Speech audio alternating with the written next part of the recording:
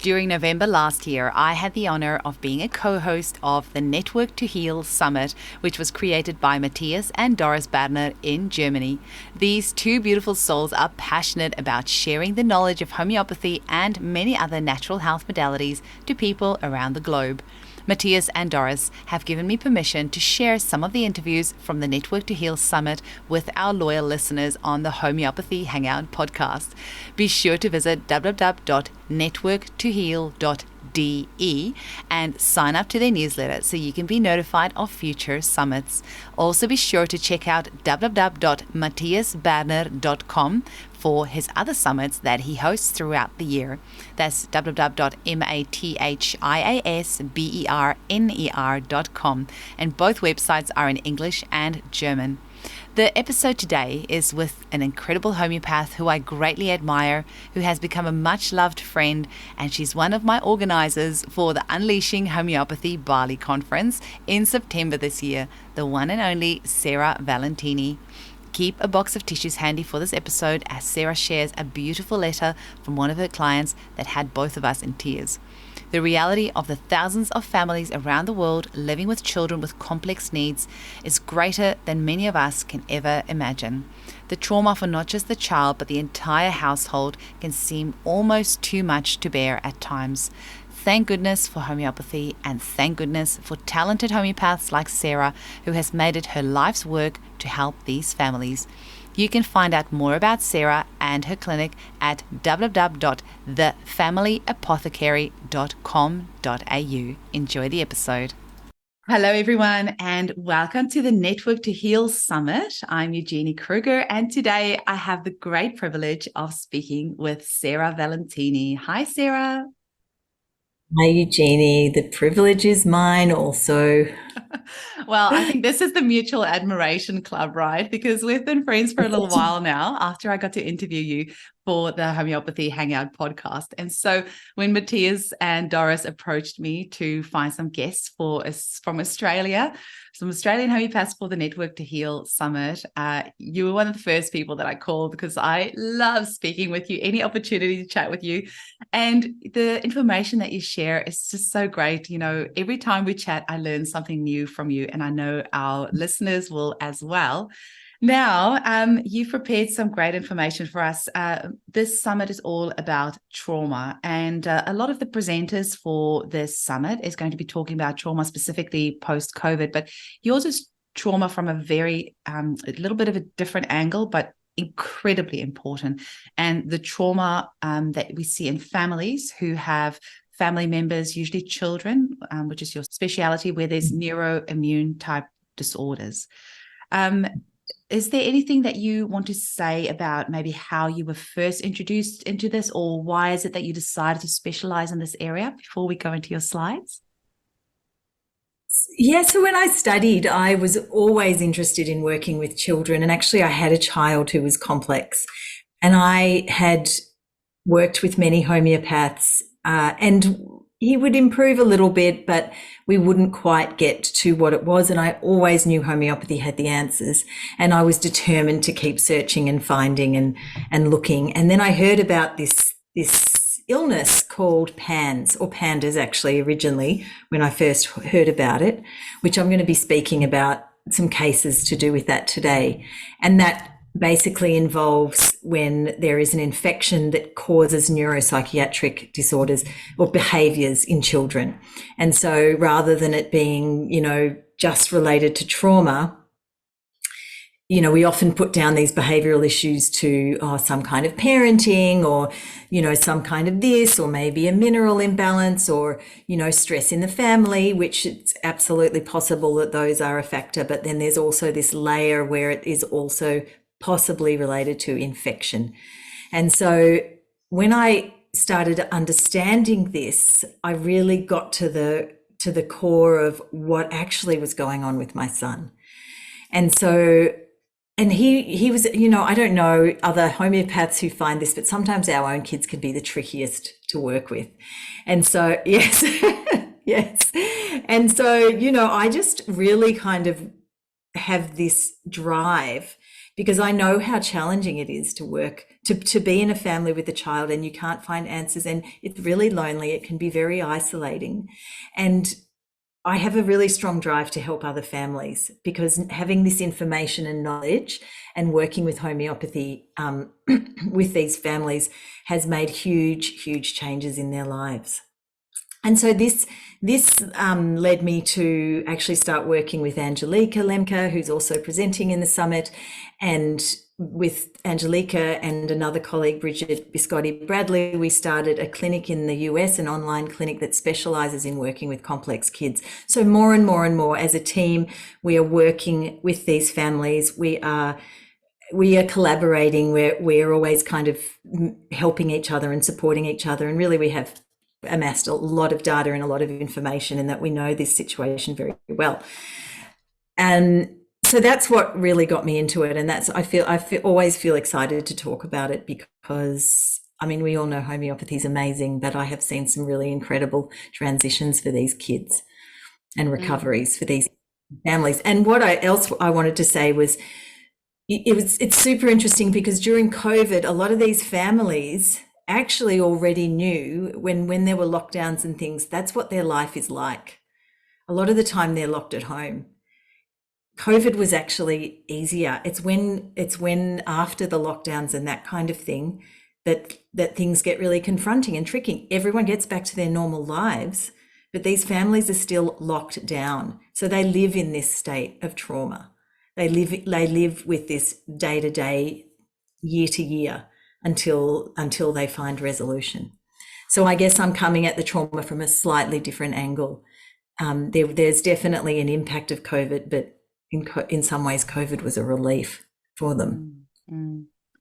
Speaking of our kids that are tricky to treat, so my son was so tricky to treat, I could not help him. And so I actually brought him to Sarah. It was about a year ago, and Sarah treated my son. And the remedy she gave was it was one of those miraculous things where you just like, you give the single dose, the next day he woke up and he just, was like up, happy, made his breakfast, packed his school bag, all dressed. I actually thought it was my daughter when I woke up the next morning. I heard a rustle in the kitchen. I thought it was my daughter, because she usually wakes up earlier, but it was my son. And I'm like, he's dressed and he's busy making himself breakfast. Normally I have to tell him like 20 times. I'm like, what's happened? It was so amazing. So thank you so much. I wonder if you would be okay to share your screen with us and share your slides and take us into your presentation, because I am so eager to learn more.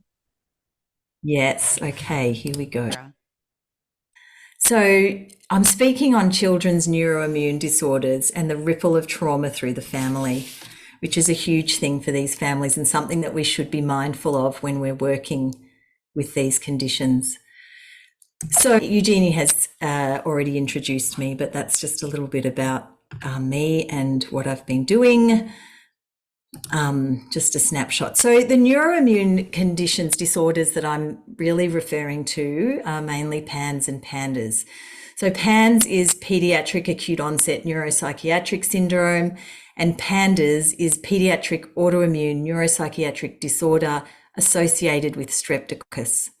So PANDAS is actually a subset of PANS, and was first found that this could be related, that when a child has an autoimmune response to strep, they produce these neuropsychiatric symptoms. Down the track, it was found that it wasn't just strep that was causing these issues in our kids. It could be viruses, it could be parasites, it could be any other pathogen that mounts an immune response. And so that's how PANS came about. So PANDAS is the subset of PANS. And I'm going to talk about these interchangeably a little bit, but we can refer to both. So basically, with PANS and PANDAS, we have a neuroinflammatory picture, and this just represents the cascade of events that happens. So the child gets an infection. Now, a lot of our children's immune systems these days are under incredible stress. We have, from even before birth, even before conception, often the mother has a toxic load, and this is traveling into our children. This is something that's very hard to avoid. I don't want anyone to freak out about it, but it is a fact. And So these children are often born with a disordered immune system, or they develop it after exposure to all the vaccines and pharmaceutical drugs and non-steroidal anti-inflammatories and all of the things, including all the toxins in our environment and in food, all of those things. EMFs are also a big one. So they have this disordered immune system. It's not working properly. What happens? They get this infection, and their body doesn't have the normal immune response. It has this disordered immune response, and in fact, an autoimmune response. So the auto antibodies are produced. Now, these auto antibodies that are starting to attack the body can cross the blood-brain barrier, because there is blood-brain barrier permeability in a lot of these kids.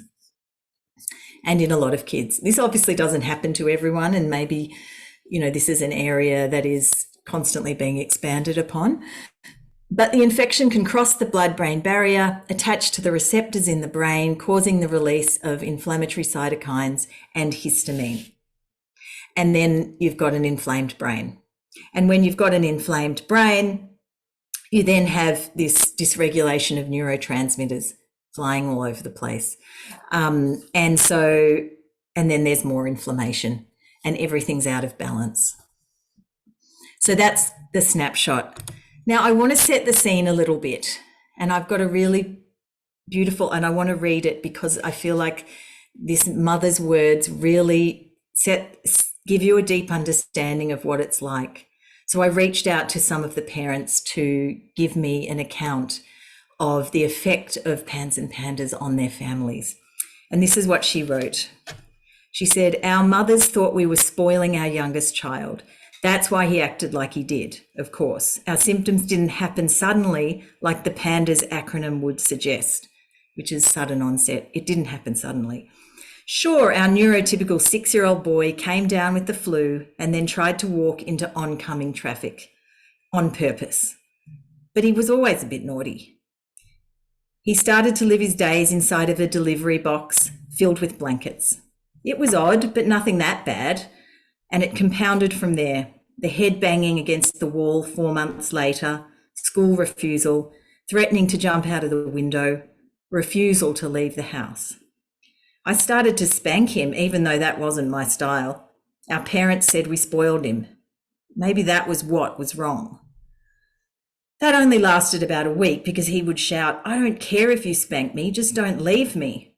His separation anxiety from me was unmanageable.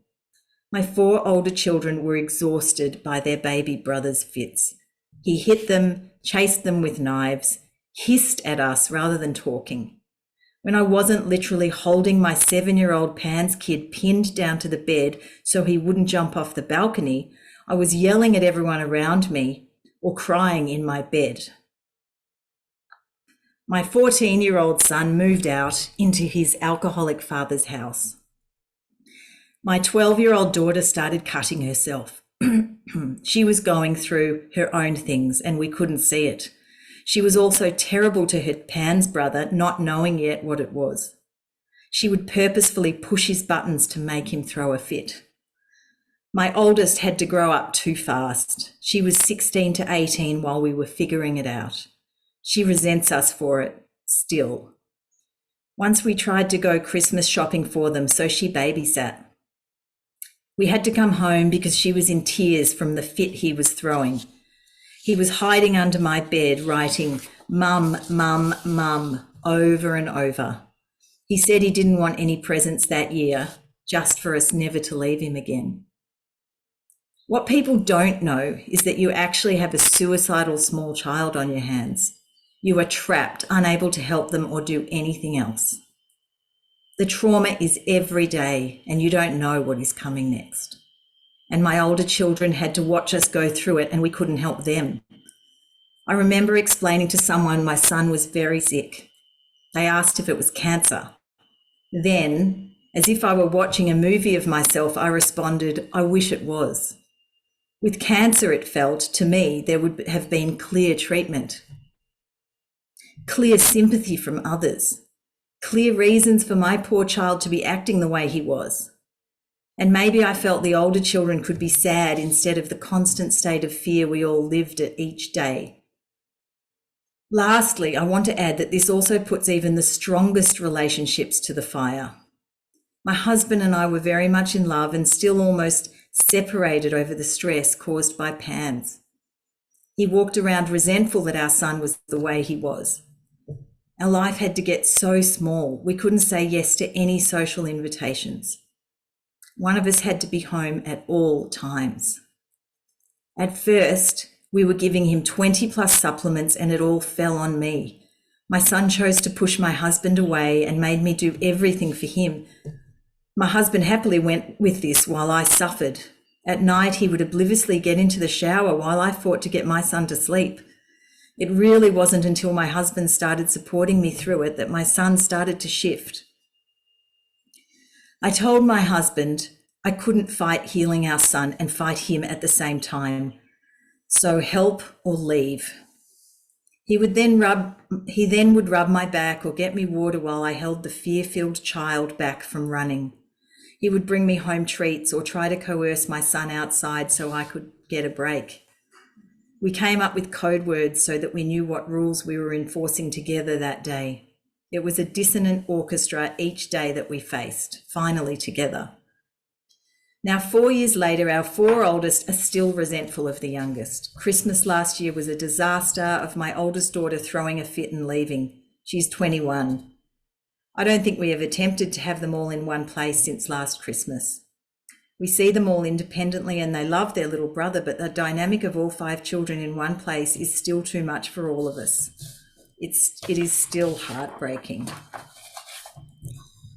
So that's a very strong account of what it's like, and many of the parents that I see are in that state, and many of them feel very isolated and alone because this condition is so poorly understood in many parts, and in Australia it's hardly recognised.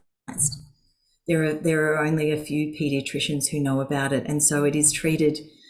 If you take your child to the hospital, you probably they'll be given, some of them may be institutionalized. And if you can imagine with this kind of separation anxiety, it could be the worst possible thing for them. Would this possibly also get like an autism diagnosis?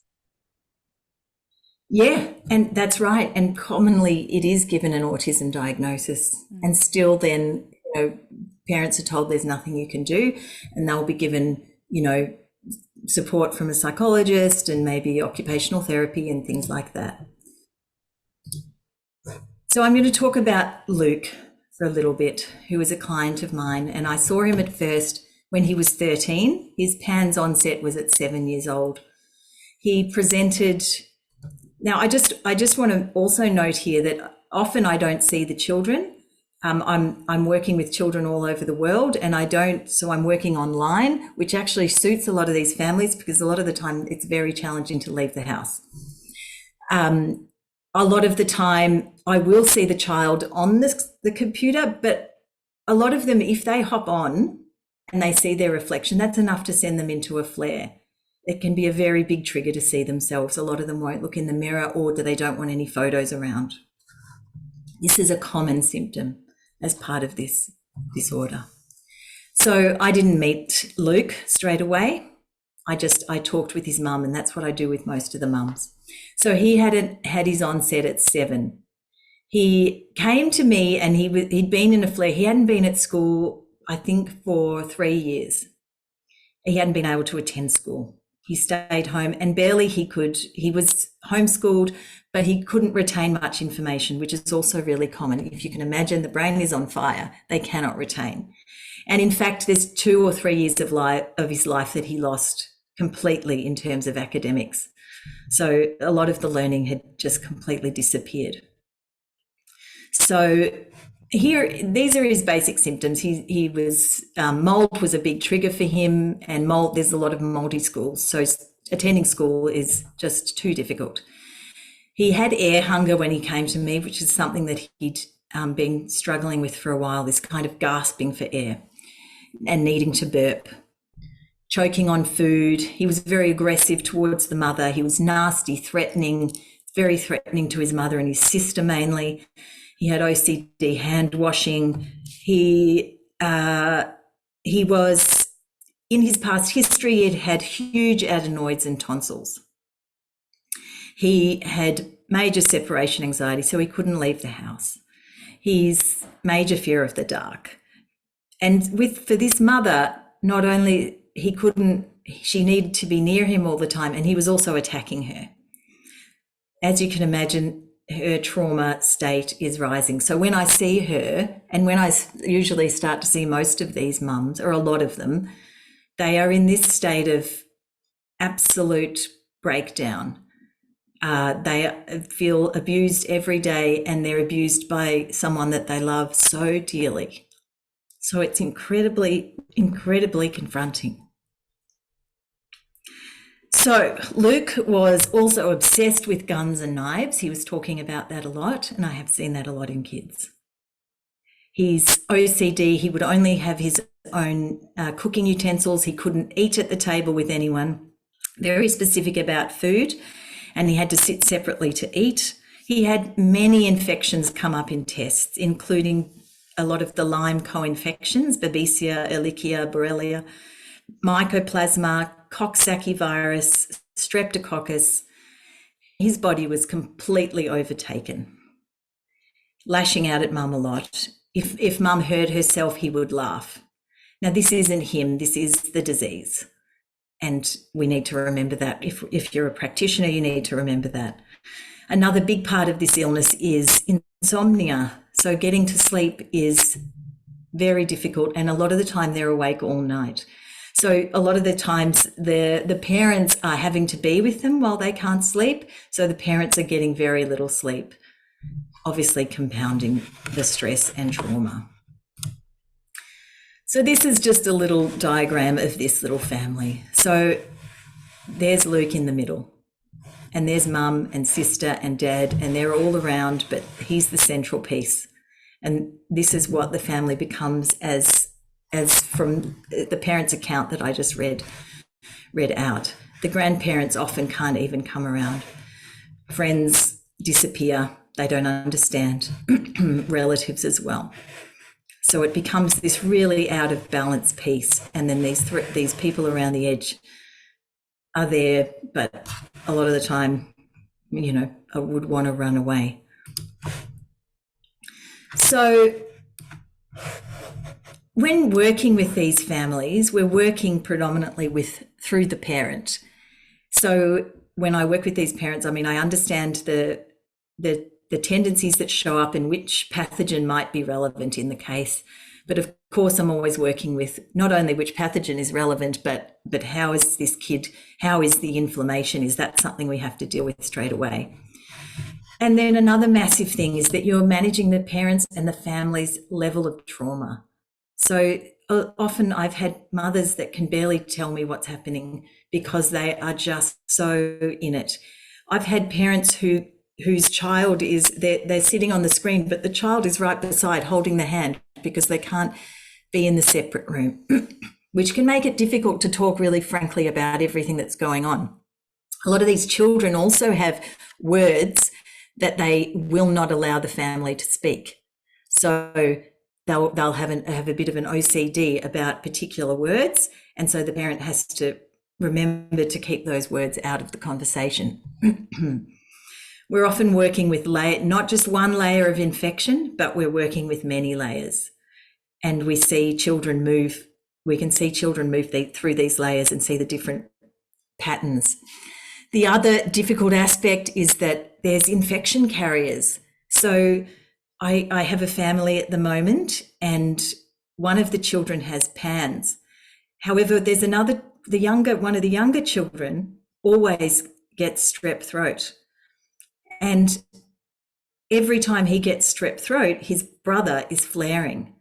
And so this is also a reason that we need to work with the whole family. We need to heal this in the whole family, this state. And the other challenge is they often come right in the middle of a flare because they've kind of gotten to that point where they've tried all the other things. We're often the last resort. So I wanted to give you a few statistics on PANS and PANDAS. We don't actually have the statistics in Australia that I could call upon. So I have resourced the PANDAS network in the USA. So in the USA, it states that a conservative estimate of children that are affected by PANS and PANDAS is 1 in 200. And this could be conservative. So the statistical relevance of this is equal to pediatric cancer, pediatric diabetes 1 and 2, and ALS. So this is bigger than what we can imagine. And when we see children in our clinics with behavioural issues, it's important to consider infection as part of it. The average age of onset is 4 to 10 years, but we can see this condition in much older people as well, and especially unresolved in much older people. 49% of patients have had OCD and tics as primary symptoms, and 81% of patients reported incidences of streptococcal pharyngitis. So, and this is also important to understand that sometimes the strep pharyngitis doesn't show up in the child. It may show up in the grandmother. There may be a history of this through the family. So we don't have to say, oh no, the kid hasn't had any issues with strep for it to be an issue for that kid. And this is also where the family system and the family healing needs to come into place. So many other infections can also cause the neuroinflammation, as I mentioned. So we have Lyme, Borrelia, and co-infections such as Bartonella. This is a big deal as well. Mycoplasma, Epstein-Barr virus, human herpes virus as well, are also big. And a lot of those as well I see in the family, extended family, that are passed down, the EBV and the HHV for sure. So the primary symptoms that present are OCD. Now this can present as, in a way that may be not perceptible sometimes. You have to be a bit of a detective. Because sometimes the parents are like, oh no, they just do that, and that's just what they do. That's a bit normal. But OCD 37%, tics 14%, and both 49%. And there's a whole range of other symptoms which I'm going to talk about in a minute that also show up. So predominantly the infections reported, and this is questionable to me because I definitely don't see only Streptococcus, although it is a key player in PANS and PANDAS, but Streptococcus at 81% and other infections at 19%. But I've found as well that once we clear the strep, we might get to the Mycoplasma and also the Lyme. And in the case of Luke, which I'm going to keep talking about, that's where we're at with him too. So there's often a family medical history in first or second generation back. So autoimmune illnesses that show up, a lot of thyroid autoimmunity, and then strep-related severity illnesses such as recurring tonsillitis, scarlet fever, and rheumatic fever as well. So for a diagnosis of PANS officially, these are the criteria that you would need. So the presence of significant obsessions, compulsions, or tics, abrupt onset of symptoms or a relapsing, remitting course of symptom severity. Now, remember, this is technical, but as in from the parent's account that I told you, it was a slow burn, and I see that a lot. It's not always just overnight. My child is hand washing every two minutes. Pre-pubertal onset, yes, possibly, but I've also seen onset at puberty because a lot of things change. Association with streptococcal infection and association with other neuropsychiatric symptoms, which I'm going to go through a lot of the symptoms that show up.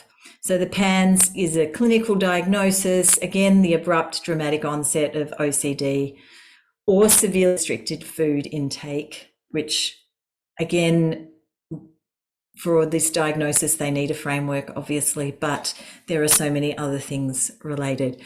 And then the concurrent presence of other additional neuropsychiatric symptoms, anxiety, emotional lability, which we see in many of them, this big swings and changes. Parents might come and say, oh, I feel like my child might be bipolar, might have bipolar disorder. Also, we can see these fluctuations where sometimes they're fine. They might be fine for a couple of months, and then all the infections come in and they're flaring. And that's what can be really confusing as well. So developmental regression, deterioration in school performance, sensory or motor abnormalities, and tics, somatic signs and symptoms, sleep disturbances, urinary frequency, bedwetting, that kind of thing. The triggers and never well sense. So PANDAS is the diagnosis related to streptococcus, and PANS is related to other infections. So really we can just use the word PANS because it covers everything. But sometimes a parent will know its onset after a particular illness, and other times they won't. So non-strep infectious triggers that we see a lot are mycoplasma pneumonia, which is known as walking pneumonia, staphylococcus infections. So on the skin, in the nose, we'll often see, kids that have this kind of perpetual clinkers in their nose, or sores in their nose is definitely related to staph. Lyme disease, which can be tested for. Testing can be a bit hit or miss. Influenza is a big one. Coxsackie, which is hand, foot and mouth disease. Epstein-Barr, related to glandular fever. Herpes simplex virus. Human herpes virus. The other ones, the HHV6, the herpes zoster. And COVID has also been a big one. And in the past 2 years, I've seen a lot of kids that were mainly displaying symptoms that were related to a bacterial trigger that suddenly are having very strong viral presentations. And I don't have time to go into all the details of the bacteria and virus presentations today, but COVID has definitely put a big layer on these families and their immune systems. So then there's the other possible triggers for these kids as well. So once the autoimmune pathway is in place and these kids have this level of neuroinflammation, there's other factors that can trigger or worsen the symptoms. So exposure to any illness. Allergies is a big thing, and often they will develop a mast cell activation syndrome response as well, where they suddenly, like multiple chemical sensitivities, the allergens in the environment will set them off. Because all of these things, the mast cells trigger the release of the histamines and the pro-inflammatory cytokines. So they're in this state of inflammation, super sensitive. And in a way, it can present a little bit like an arsenicum state. It's like, I've got to keep myself away from all of the possibilities in this world that are going to, that are germs and are going to make me sick. So stress is also a big one. And when you have a family in stress, this, of course, is going around and around. Chlorine. So often some parents will come and say, every time my child goes to the school, they end up, in these rages or flaring. And that is a really common one. Diet. And this is also because we do have so many inflammatory foods that we commonly eat. Restricted diet. We also have our microbiomes are limited to what they are these days due to all sorts of influences. Yeast overgrowth is massive alongside strep infections in particular. They often go together, hand in hand. And then a lot of the time these kids have had a lot of antibiotics if they've seen a PANS aware practitioner or doctor who has given them antibiotics to help keep the flares down. And of course, when you're in a crisis situation, there is a place for antibiotics. However, it doesn't entirely solve the problem. And often when the children go off these antibiotics, they're back in the flare. So we need to work with the yeast too, because this contributes to the dysbiotic nature in the gut. And then there's parasitic infections, which also can cause these children to flare. And particularly if we notice them around the full and the new moon, they are having an increase in behaviors. So my question is, or my feeling is that these children are the canaries in the coal mine in our modern world. They are showing us what is happening to their immune systems. And these kids with PANS and PANDAS are at the coal face, so to speak, of of this state, whose immune systems don't even know how to have a normal response to a pathogen. They're not just getting a cold and their nose is running and they've got a sore throat. They're trying to kill themselves or chasing their siblings with knives. They're also, and they can't leave the house. So this is something that we do need to be really aware of, in my opinion, because although this seems extreme, more and more and more, this is a huge problem, which I think many of us know as practitioners. So this is a list of common symptoms of PANS and PANDAS, and this is not the list from the PANDAS network. This is from my clinical experience. That crosses over a lot. So the OCD and rituals is a huge thing. A lot of them will have very rigid routines, and that's what they have to follow in the day. And they will have to wash their hands for a certain period of time. They'll have to be on the toilet for a certain period of time, and they have to move through these things in order to feel okay. And in some cases, it takes up the entire day. They are in this state. So there's contamination OCD, so very, very nervous about food that may be contaminated, that they might touch something that an animal touched, that they might come into contact with something. I've had children that actually cannot move around much in their own house. There's one part of their house that they might have decided is safe, and they can sit there huddled up most of the time. So then there's the rituals, things like needing to look in mum's eyes and say goodbye, goodbye, goodbye 5 times. We have to do things a certain number of times. There's reassurance OCD. They need reassurance. Am I bad? Am I bad? Will I be sick? Will I be sick? Am I going to be okay? One of my clients has texted me a lot just for that reassurance, and I just have to tell her, no, you're not going to be sick. And she hasn't been sick for a long time, but this is something that she gets caught in this loop.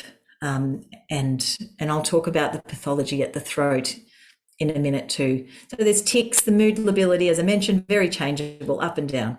Intrusive thoughts are massive, and these often come at night, but they can come at any time during the day.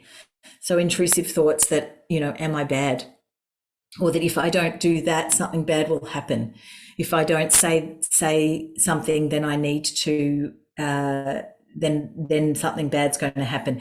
If I had one child recently whose intrusive thoughts were very sexual. She's an 8-year-old girl. And she said, Mum, I can't look at the horse because all I can see is a really large penis on it. Or I put my book here and it's really close to my vagina. Is that okay? So really, really strong sexual intrusive thoughts for an 8-year-old girl. A lot of meltdowns. There's a period of time in a child's life where meltdowns are normal, right?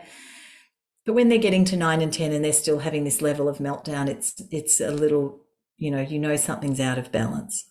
The fears and phobias, fear of vomiting is a massive symptom in PANS kids.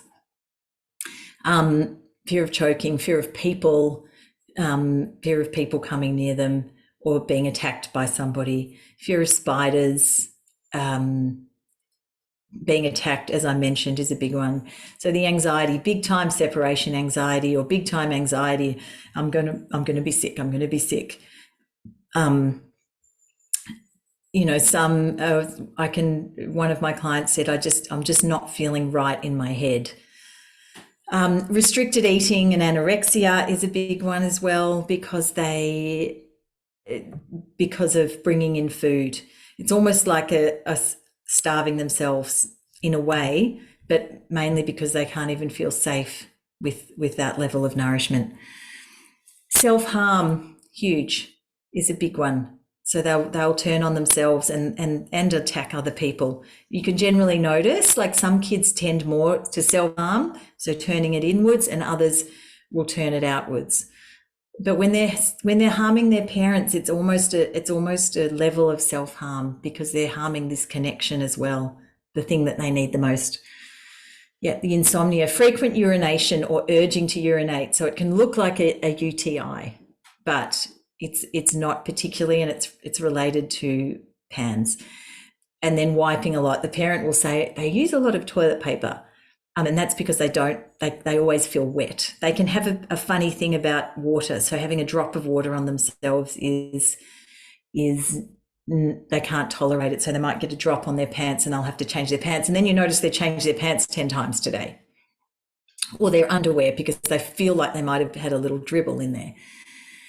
As I mentioned earlier, and I see a lot of clients online, they can't bear to see their reflection. So they won't allow photos to be taken anymore, or they won't want photos of themselves around the house. Their aggression and rage can focus on one family member. So their aggression and rage is incredibly frightening and incredibly disruptive to the relationship with a parent. And obviously there's a lot of trauma that mothers hold in these situations, because they have to still hold space for this person who's trying to attack them. And a lot of mothers can feel very protective of their children at the same time, protective and resentful, because I'm having to live through this with my child, and I don't want to take them into the world because they're going to be judged. They're going to be treated in a way that I don't want them to be treated. So just moving on, the mind gets stuck in loops. So they'll get into looping thinking, or they'll have repetitive speech. One child I had was, sorry, mum, sorry, dad, sorry, mum, sorry, dad, sorry, mum, sorry, dad. And he would get stuck in this, sorry, mum, sorry, dad. Sometimes he'd need them to say it's okay, but it would be this loop that would go round and round. Dizziness is a big one, muffled hearing. Recently, one of my clients, when she was in a flare, had her vision affected. So she was kind of in tunnel vision as well. Vertigo, as I said, dizziness, and memory. So they're really stuck in, they lose big parts of their memory. A lot of them, when the PANDAS is the worst, they don't remember years of their lives. So the challenges in working with these families, as mentioned, the parents are often in that really traumatized state. And this is where the intuitive and I guess the experience of working with these families comes in, because, I can see it straight away. The parent can have real difficulty verbalizing what's happening. Sometimes they can be so, if they're in that protection state, they don't want to tell all the terrible things that their child is doing, because to say that out loud to somebody who they don't particularly know, but even to people that they know, it can sound so horrendous, and the people will judge their child. And they don't want someone to judge their child, they just want the help.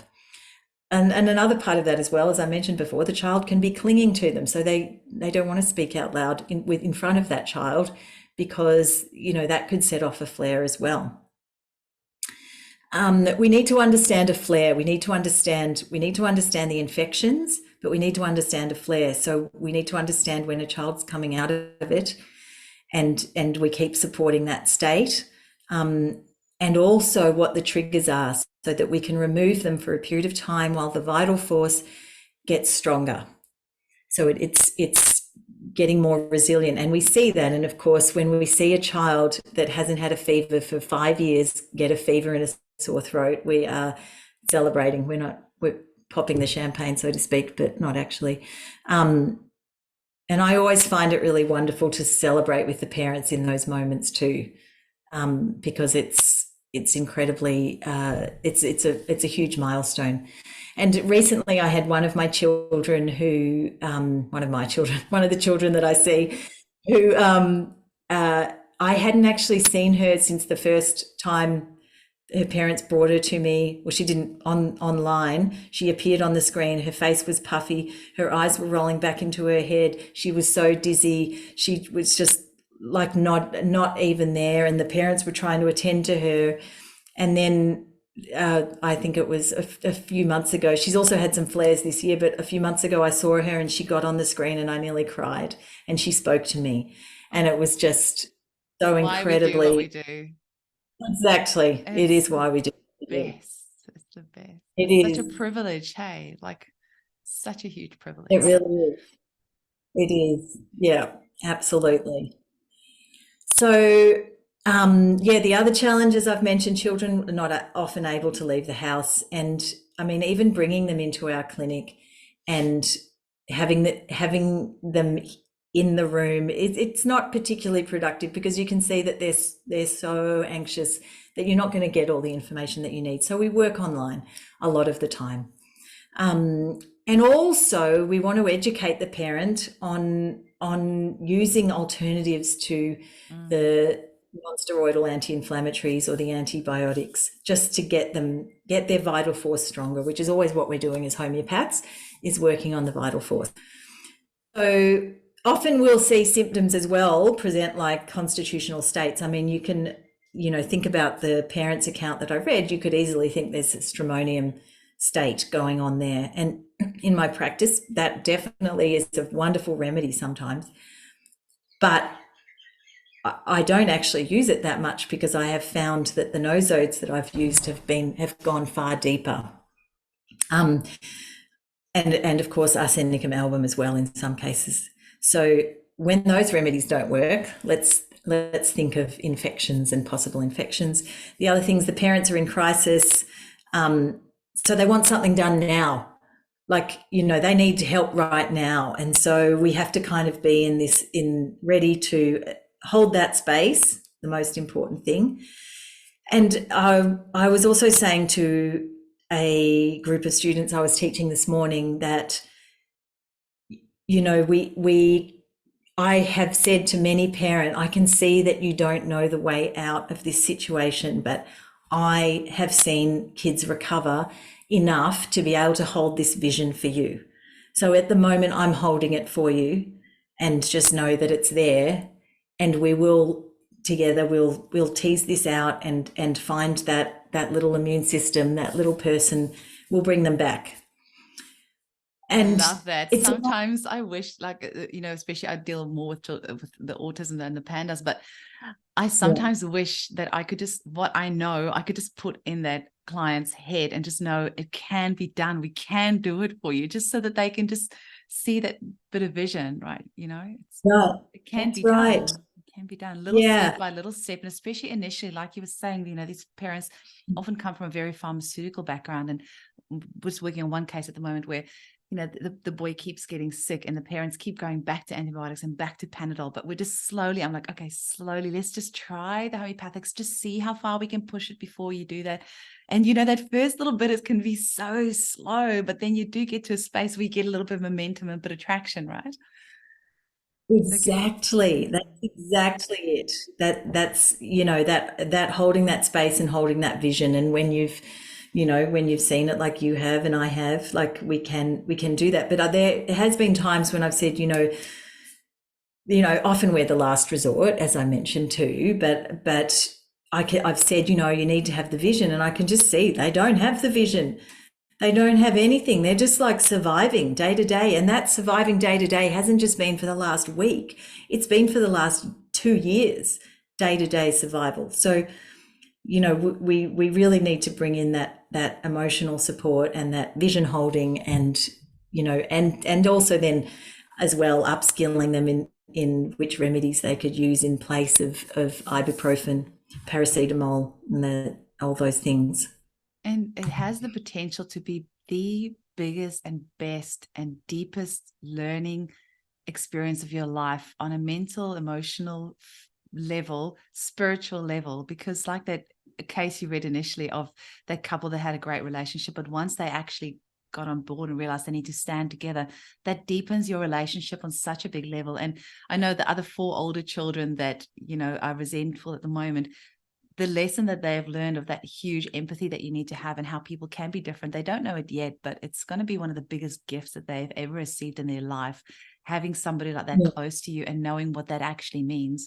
And so at some stage in their life, they're going to get to their point where they are going to have these as colleagues or as, maybe extended family once they get married, or their own children maybe, and they are going to, this lesson that you're going to learn of having people like this in your life and what that actually entails, and what that actually means when somebody says, no, I cannot come to your barbecue because I have a child.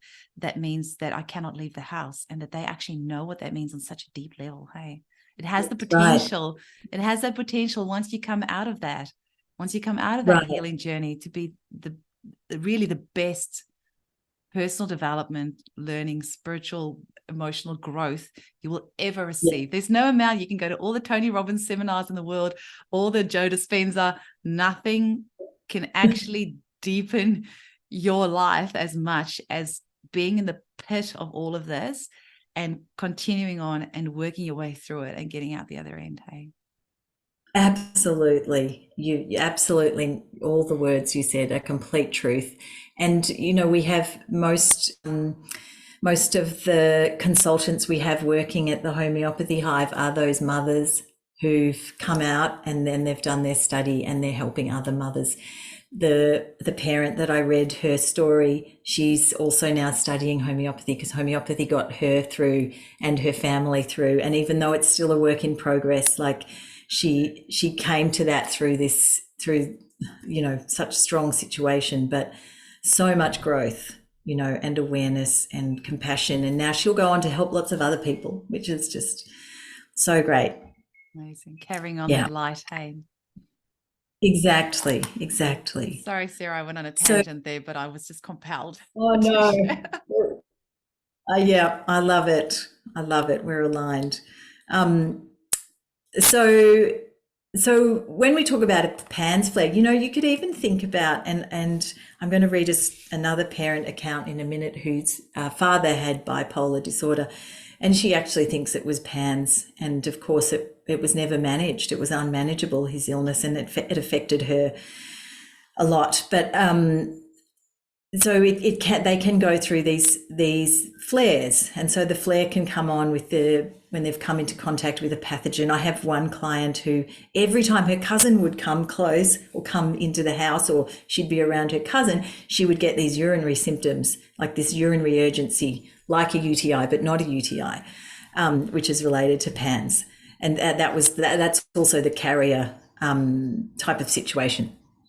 So, understanding a flare means often when I see someone, they come and they might have been in a flare for 6 months, and then we start to tease this out and they start to get a little bit better, but we don't completely relax then. We celebrate, but we know that they will, this is the world, and they will come into contact with something else, and then we'll dig them out of that hole. But eventually the holes are just not as deep.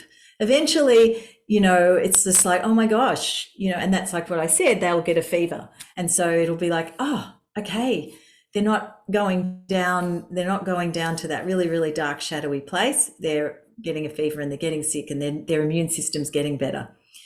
So so we have to kind of watch those as practitioners, watch the flares, support them during when they're not flaring.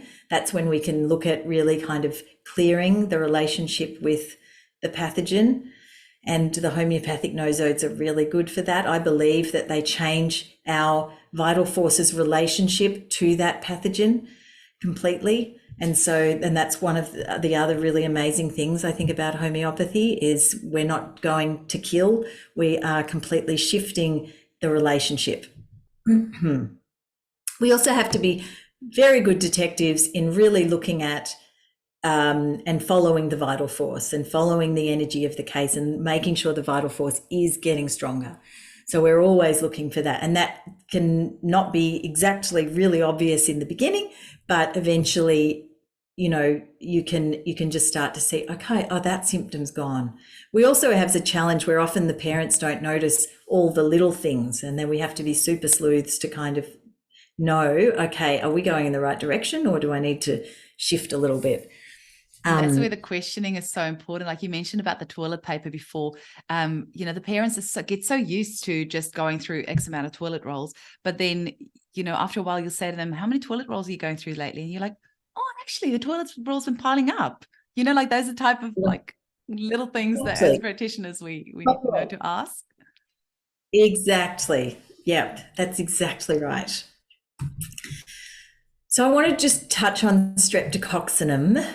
Streptococcus, or streptococcinum as a remedy, but strep as the bacteria, and the important role. Obviously, PANS and PANDAS, it started with streptococcinum or streptococcus, and this understanding of this pathogen. And actually, these kids that are with PANS and PANDAS are showing us the mind symptoms, the mind state of these pathogens, right? Like, we have some materia medica, but, once you start to work on it, you can see, the dark, uncompensated state of this pathogen when it is not working in balance in the body, when our body is attacking it. Because, lots of strep strains in the body are necessary. They create balance and they need to be there. But it's when this shifts from being something that we're in balance with to something that we're completely not in balance with.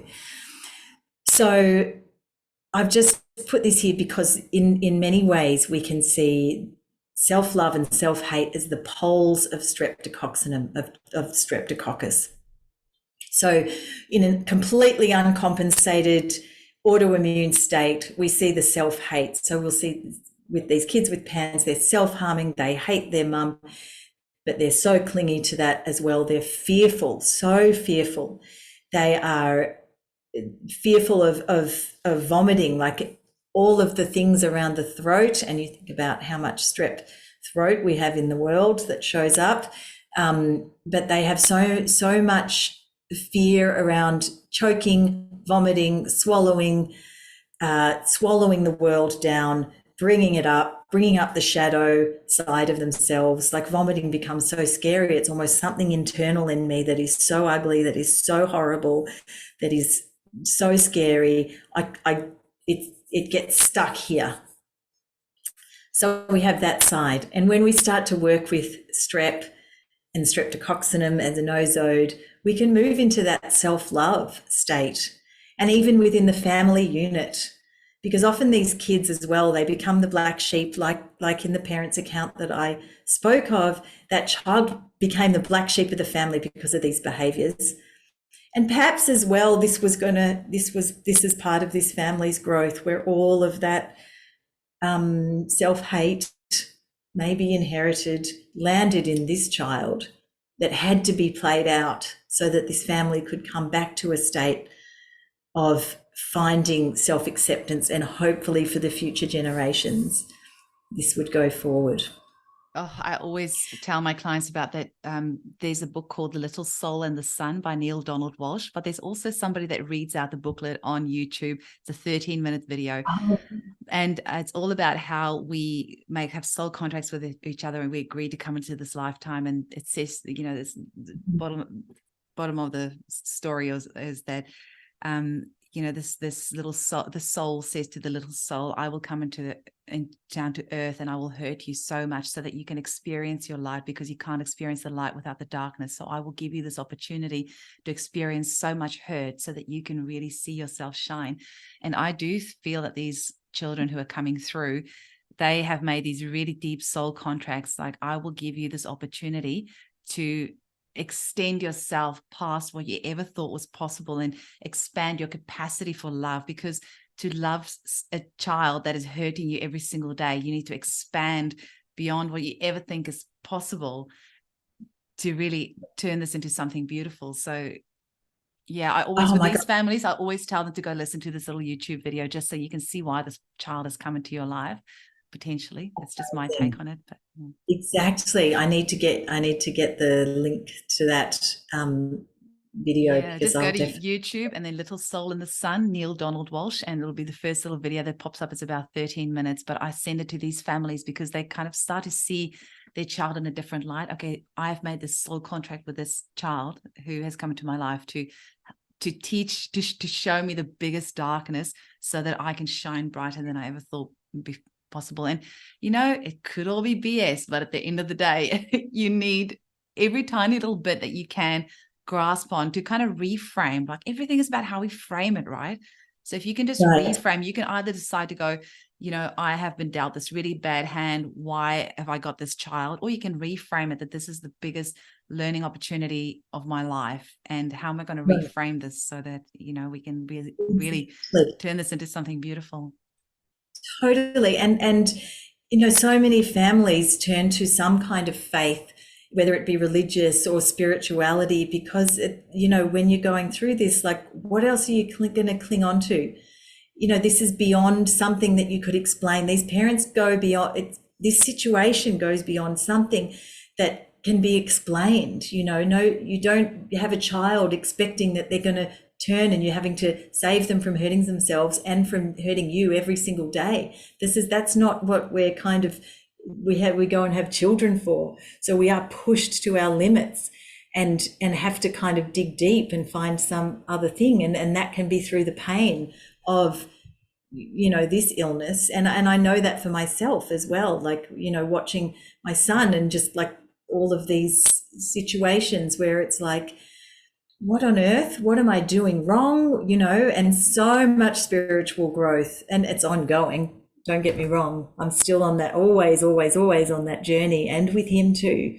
And, he's out of the woods now, thank goodness. But it's so tough. So tough.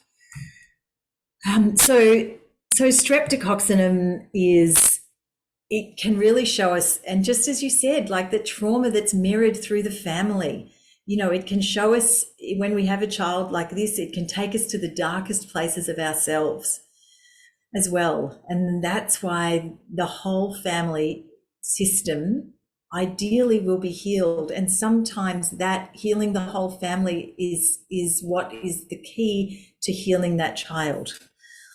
So, and, often I'll be giving the whole family streptococcinum, not just the child. We're not just looking at the child here.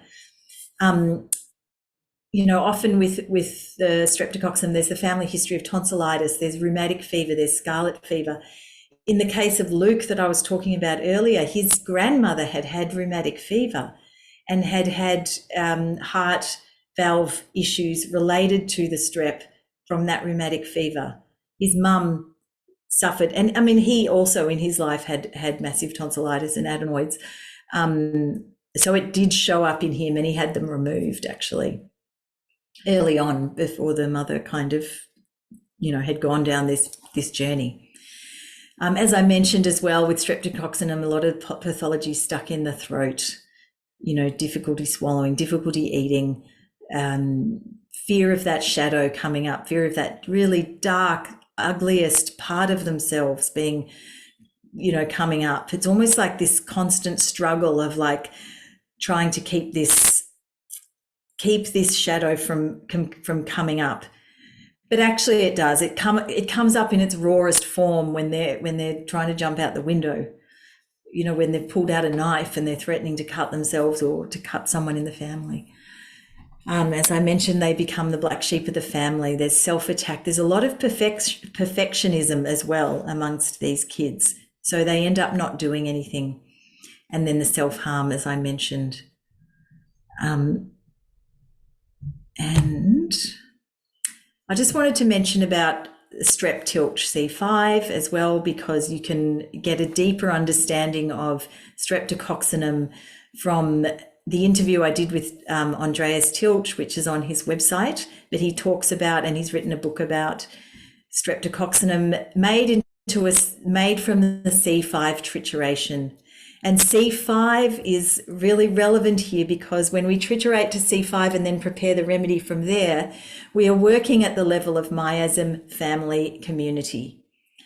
So C1 to 4 is like the progression of coming into the world, physical symptoms. Then it's like all about me. Then it's all about me and the other. But then C5 is really where it settles into family. So this is a very interesting remedy. And just if to know more about this state and also healing the family system, you can refer to that website and to the interview. Andreas and I did an interview, and he's got some other resources on there too.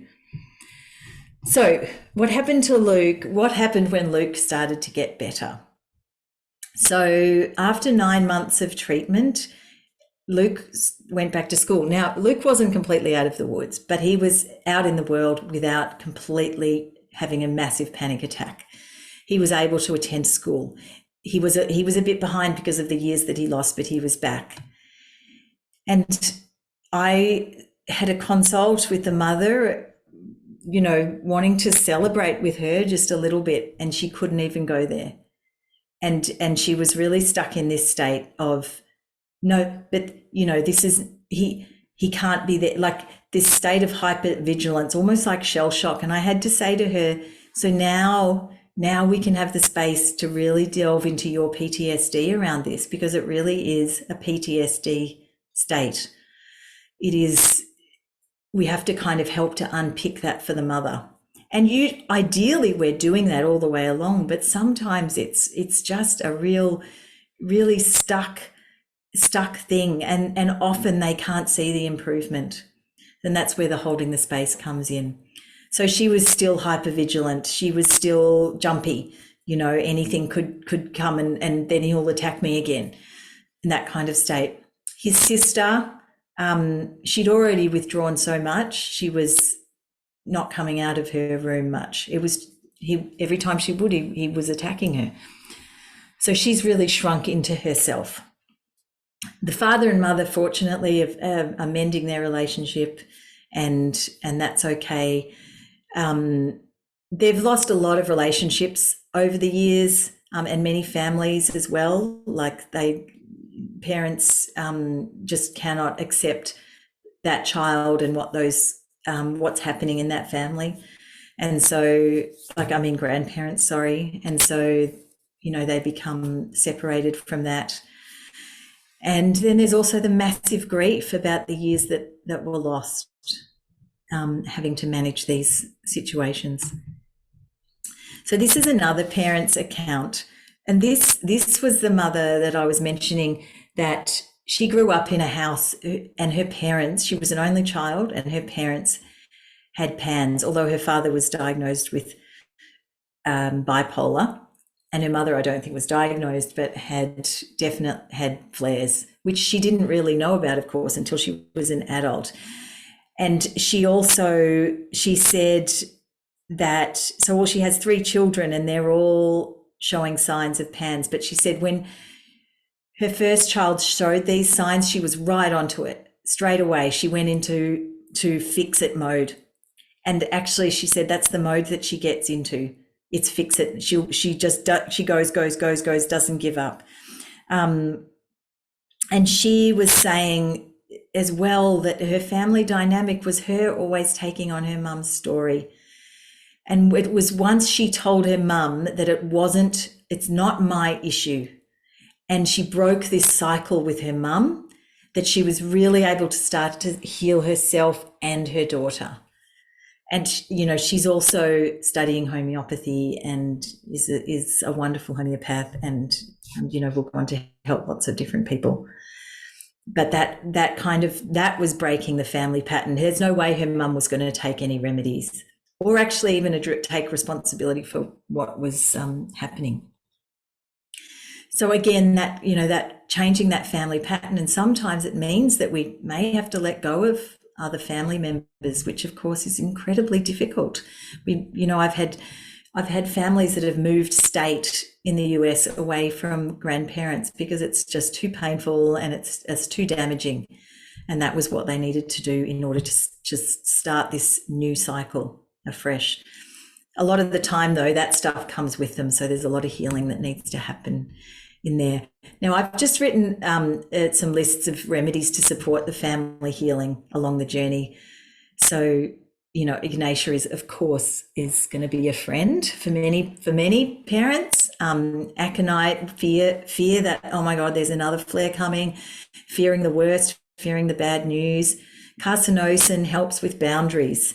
Some parents have said, it's almost like you end up feeling so merged that you start to get confused. Is this me? Is this them? Carcinosis can really help to kind of find that separation, find that individuation again. Arsenicum album, worried about the child getting sick. So you can almost go into that fear state.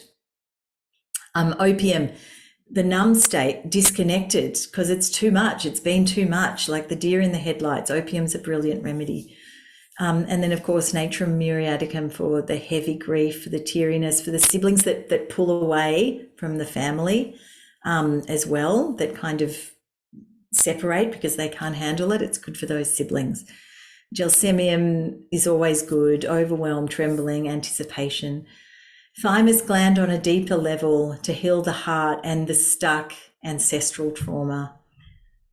Carly Foss for adrenals, sepia, that adrenal overload. I have seen a lot of mothers for perimenopause, mothers that are dealing with it, that have children on the spectrum or with PANS and PANDAS, because often these mothers' adrenals are just so wrought from all of this stress that their perimenopausal symptoms go crazy. So sepia is a great remedy, but also from wanting to run away from the family or deep grief. And I've had a number of mothers who I would say and have done well with lachesis because they have no trust. They'll come to you and then they have also the need to blame someone or something. So sometimes it can feel a bit like they just can't step over that line, and lachesis can really help them. And then you can work together as a team, because actually that's a really important part of supporting these families as well, is working together as a team. There needs to be mutual understanding and trust. There's a few other remedies that I've given. Cygnus, which is the swan for grief. Solanum tuberosum egritans is a fabulous PTSD remedy. Tarantula with the going into overdrive to manage everything. And of course, Colin Griffith's triad remedies are brilliant, especially once you've kind of gotten them out of the woods with a lot of the flares. Like, to help shift that, you can give it to the whole family even. And then the nosodes can be given to the whole family, as I mentioned, like streptococcinum. That's a huge one, and often that will come up at some point in time. And I have to say, it is quite incredible. And the strep tilt remedy as well, quite incredible in working in this really deep level to heal the family system. Lyme nosodes, Lyme runs in families, the human herpes viruses, EBV. So all of those that you can, imagine that really kind of go through the whole family can help to heal the whole family. So, and of course the miasm, the inherited miasms, syphilinum, of course, is a massive remedy, as well as carcinosin, as well as meterinum, in case, in those places. And sometimes treating the parent can actually, of course, affect the child as well. And you'll see the child's remedies start to work more deeply or more effectively when the parent has taken the miasmatic nosode. We're working with acute and chronic PTSD, remember, so we're putting out fires with this kind of acute trauma, but then we're also working with, when the deeper stuff starts coming up for the parent, like holding space for that and prescribing. The ancestral, the history of autoimmunity, we're working with that. The parent maybe that has a autoimmune thyroid, perhaps that's going to come into it, and remembering that that's at the throat as well, with the relationship with strep. Faith, giving them faith, sending them that beautiful little video that you mentioned, Eugenie, holding the vision. And then the disease carriers, like, so the strep carriers or whatever, treating them if it's possible. It's not always possible. Some people won't accept that remedies, but yeah, it's holding space for all of those things. Thank you very much. That's a lot, and but I'm glad to have shared that with you all. Sarah, every single time. And so, like, we WhatsApp each other regularly because we're organizing the Bali conference together in September 2024.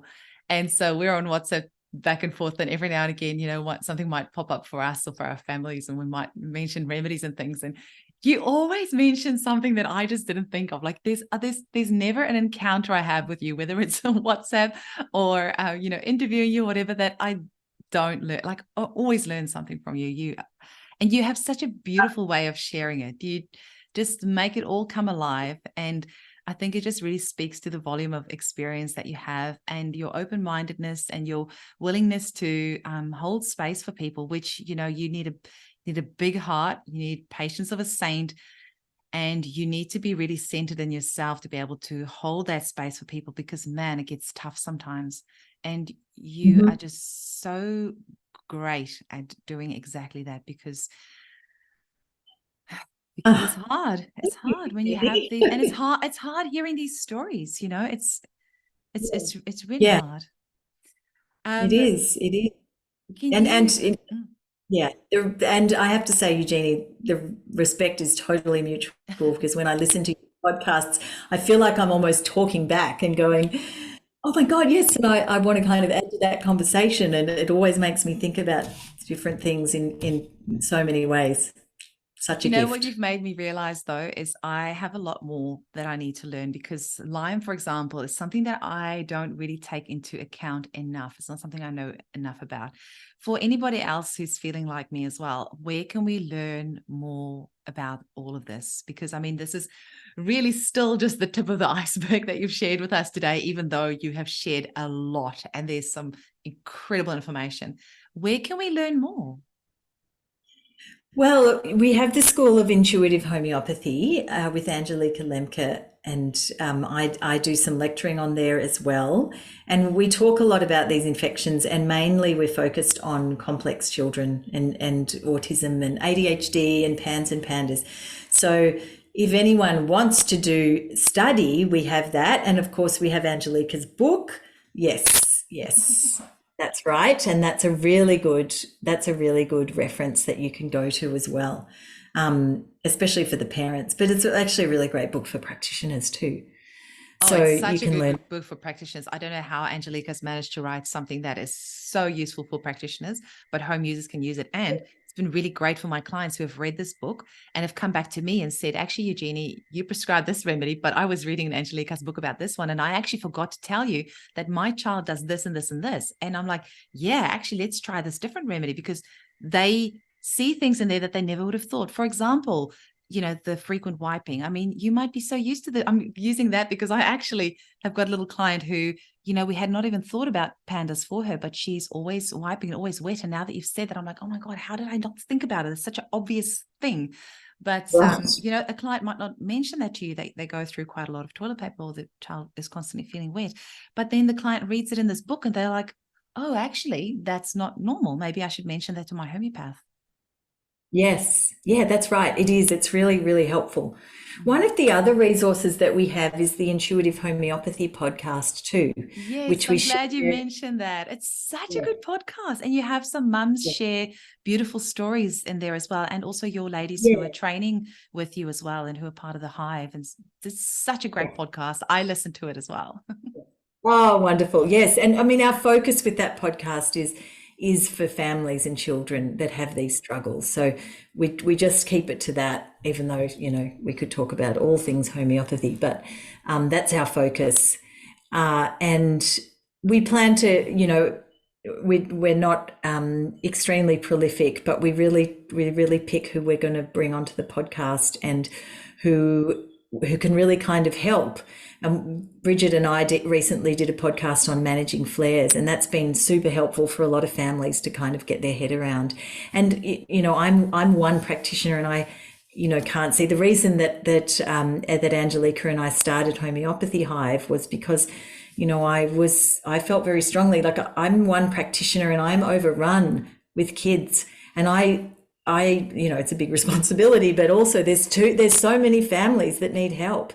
And, you know, if we can create a clinic, a supportive clinic where we're just working with this and we're sharing information and we're sharing observation, then we can really, you know, stretch this out. But also I feel passionate about with families working with homeopaths that know about this. It's not just a classical prescription in my experience. And that was my experience with my son. As a classical homeopath, my experience was, why isn't this working?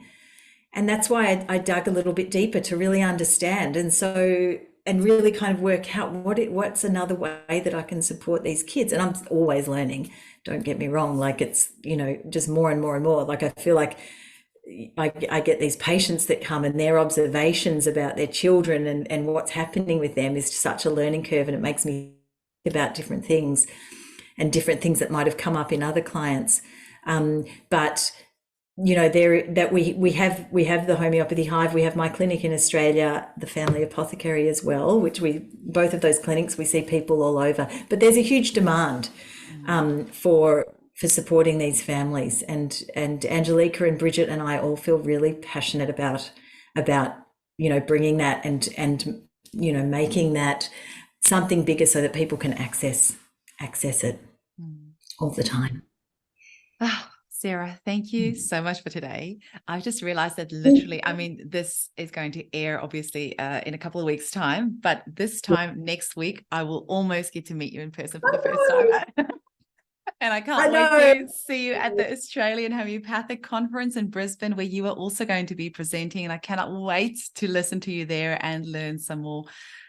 Thank you, my friend. You're an inspiration. And I'm so excited for all of the tens of thousands of people who are going to be listening to this interview all over the world. And I really hope it's going to spark some interest in them and really see that this is an area. And I think especially post-COVID, like you say, this is going to be one of the things, one of the infections that's going to be triggering a lot of this. And, we talk about Epstein-Barr has been around for ages, and, lots of things that have been a flow on from that. But, COVID, I do think is going to be one of those big triggers that in 10, 20 years time, it's going to be, huge, where we know, okay, this is actually where it originated. But we are right in it at the moment, and don't have to wait 10, 20 years to know that COVID is going to be triggering a lot of these panda type symptoms. We can tell you right now it's going to, and you need to be on top of this and need to be knowing what's happening, recognizing the symptoms, because a lot of the GPs are not going to be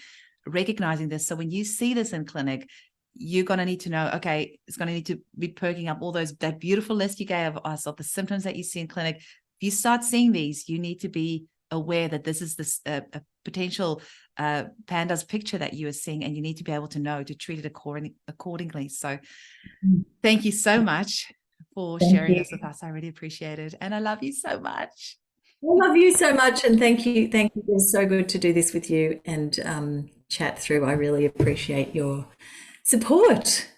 Such a pleasure. And I hope our Network to Heal listeners have all thoroughly enjoyed this. All the best and lots of love to everyone out there. Thank you.